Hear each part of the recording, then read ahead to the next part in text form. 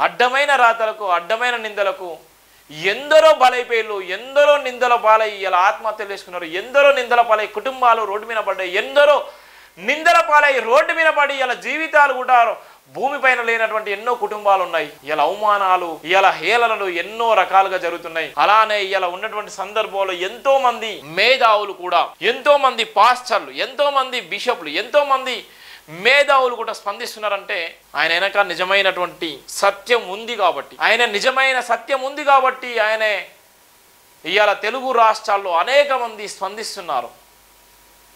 ప్రవీణ్ పగడాల గురించి, ప్రవీణ్ పగడాల మాటల గురించి, ప్రవీణ్ పగడాల అనేకమైనటువంటి ప్రసంగాల విషయంలో కూడా ఇవాళ చర్చించుకుంటున్నారంటే దానికి ఇవాళ రాజకీయ పార్టీలు అనేక రంగులు పూనిస్తూ వివిధ రకాలుగా ఎన్నో చిత్రీకరణ చేస్తున్నారు. చాలా బాధాకరం.